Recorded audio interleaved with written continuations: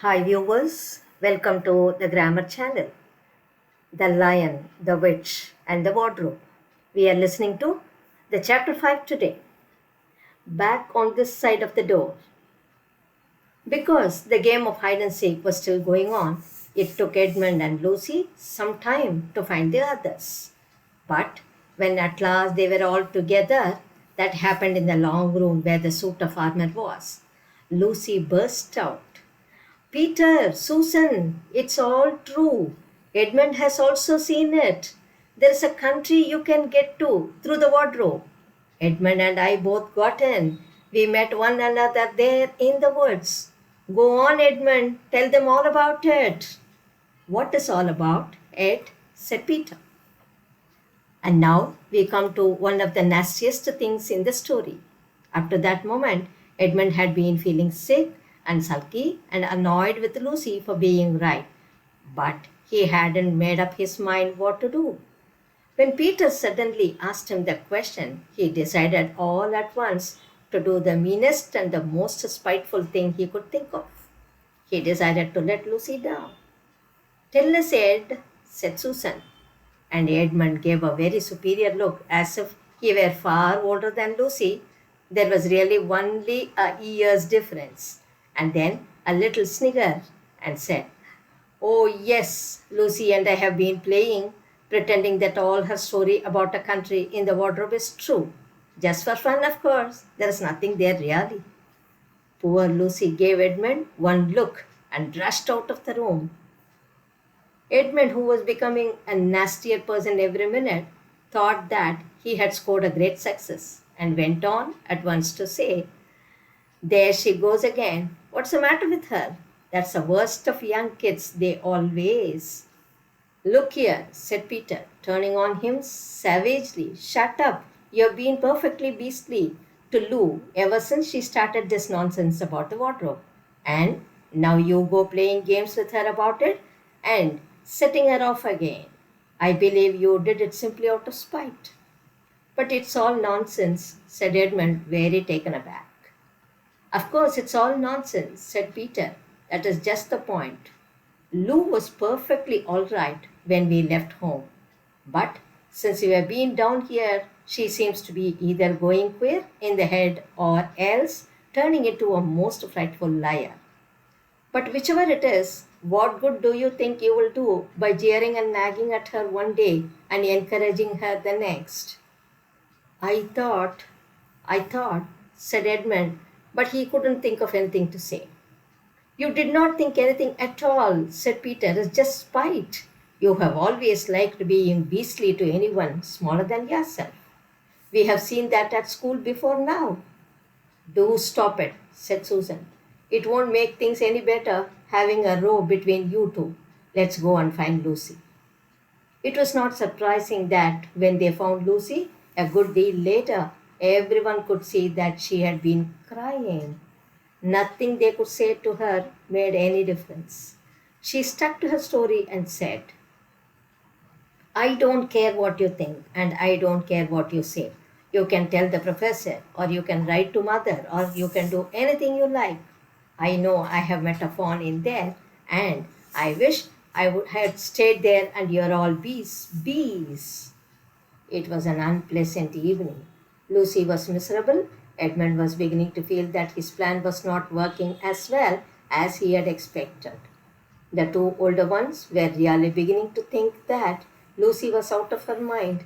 They stood in the passage talking about it in whispers long after she had gone to bed. The result was the next morning they decided that they really would go and tell the whole thing to the professor. He will write to father if he thinks there is really something wrong with Lou, said Peter. It's getting beyond us. So they went and knocked at the study door, and the professor said, Come on in, and got up and found chairs for them and said he was quite at their disposal. Then he sat listening to them with the tips of his fingers pressed together and never interrupting till they had finished the whole story. After that, he said nothing for quite a long time.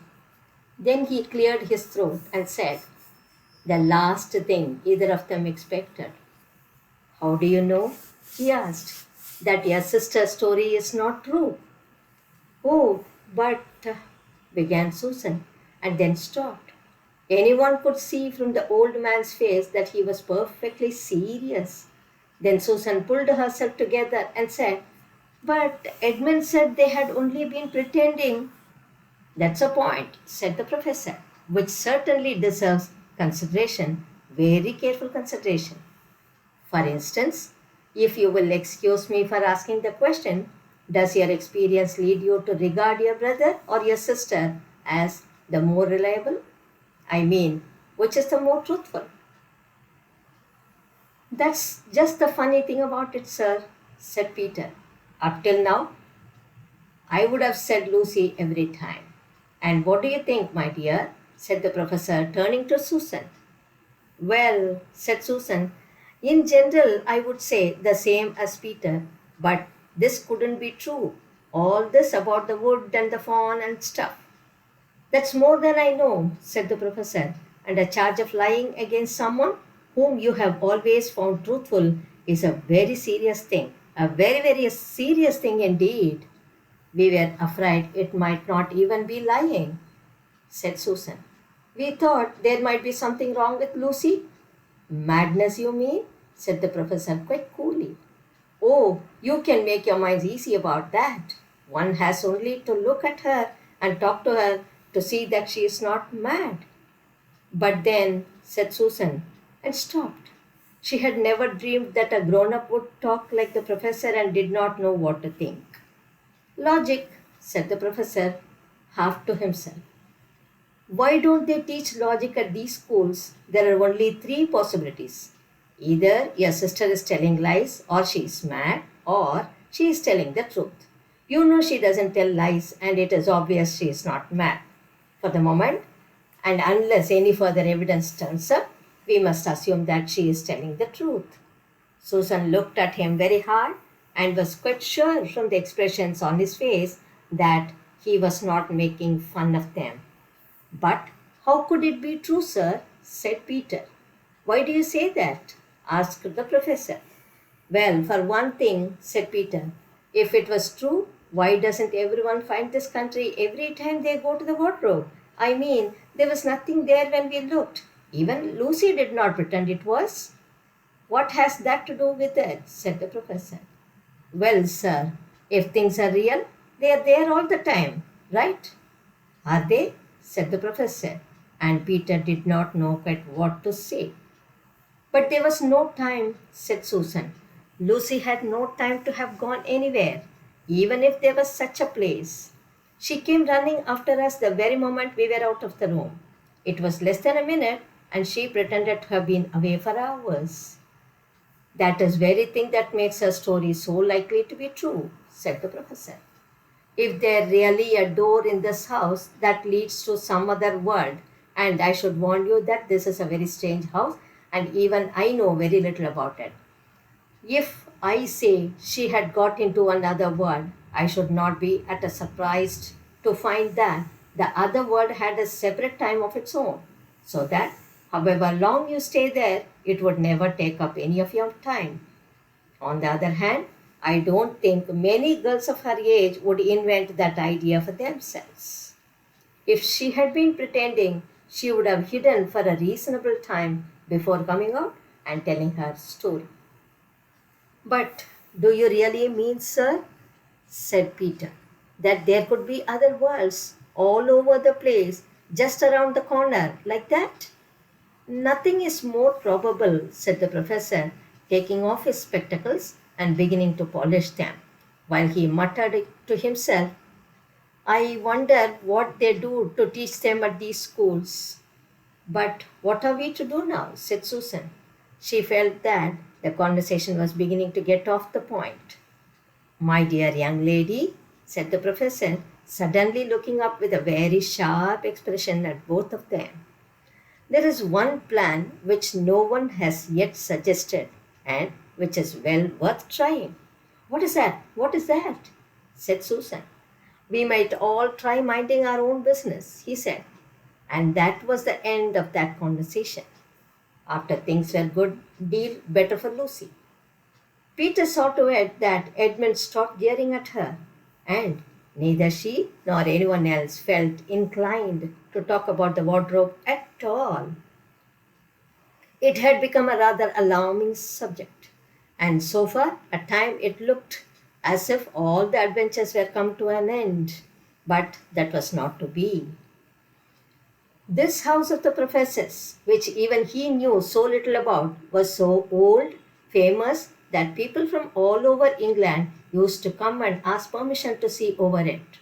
It was the sort of house that is mentioned in guidebooks and even in histories. And, well, it might be, for all manner of stories were told about it, some of them even stranger than the one I am telling you now. And when parties of sightseers arrived and asked to see the house, the professor always gave them permission. And Mrs. Macready, the housekeeper, showed them around, telling them about the pictures and the armor and the rare books in the library. Mrs. Macready was not fond of children and did not like to be interrupted when she was telling visitors all the things she knew. She had said to Susan and Peter almost on the first morning, along with a good many other instructions. And please remember, you are to keep out of the way whenever I am taking a party over the house.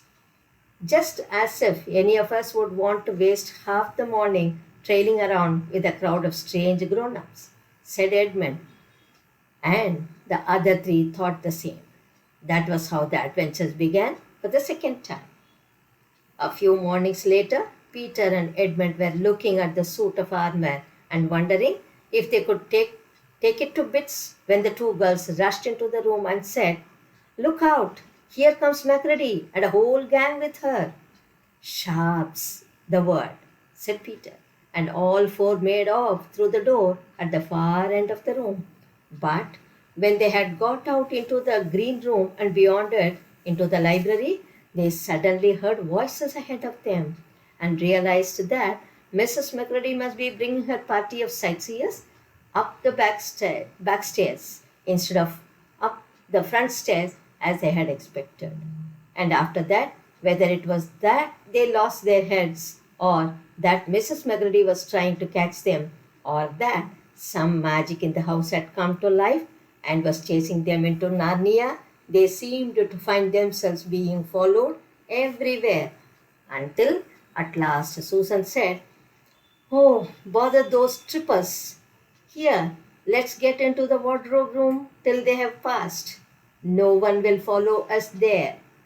But the moment they were inside, they heard the voices in the passage and then someone fumbling at the door, and then they saw the handle turning.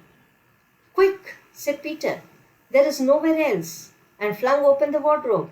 All four of them bundled inside it and sat there, panting in the dark. Peter held the door closed but did not shut it, for, of course, he remembered, as every sensible person does, that you should never, never shut yourself up in a wardrobe.